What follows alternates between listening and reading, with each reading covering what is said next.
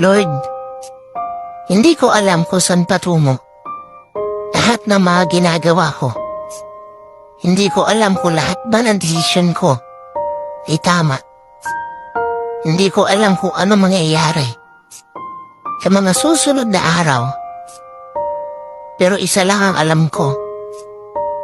Kakapit pa rin ako sa tamang panahon na ibibigay mo.